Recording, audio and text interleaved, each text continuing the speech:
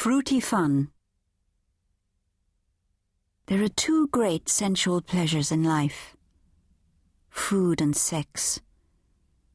I've always had a healthy appetite for both, but never thought that my passion for food would lead me to the best sex of my life. It was a couple of summers ago now. I was single, and I had a bad case of wanderlust. I needed a holiday, but the only one that my friends were up for was the lying around on a beach kind. That's not for me. I like to do stuff on holiday, experience new cultures, explore different ways of living. Flipping idly through the travel supplements one Sunday, a tiny square of newsprint caught my eye. It was an advert with a pen and ink drawing of a vine-covered villa, unmistakably Italian. "Learn to cook like the Italians," the advert read. "Week-long residential course in villa in Umbria. Accommodation provided. Singles, couples and groups of all ages and abilities welcome."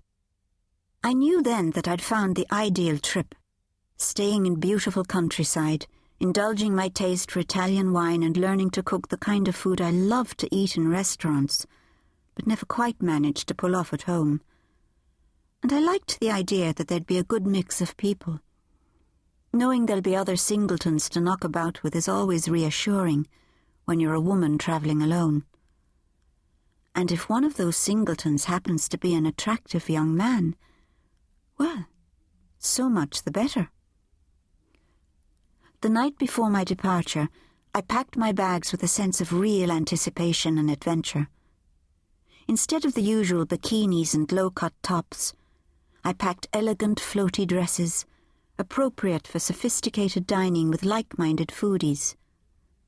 And then, at the last minute, I threw in my bikinis. It was Italy, after all, and I didn't want to waste any sunshine.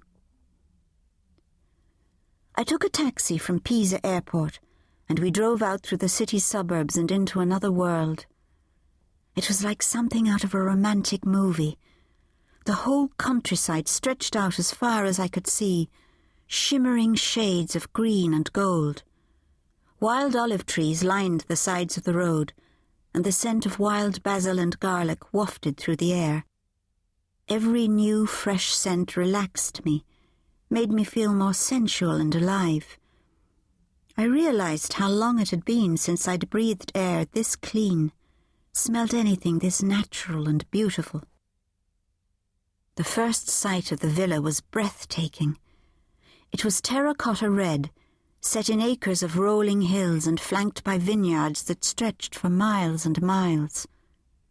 I was shown to my bedroom by a smiling middle-aged woman who introduced herself in broken English as Amelia, the lady of the house and tutor for the week. The accommodation was basic: burnt orange walls, a single bed covered with a white sheet and a small wardrobe. But I'd come here for the kitchen, and what a kitchen it was! Spread with all the produce you could find, stocked with fine vintage wines, and in the middle was a huge ancient pine table where Amelia explained we would eat every night. I was like a kid in a candy store, nosing around in cupboards and sniffing fresh herbs and exotic oils. I was in foodie heaven.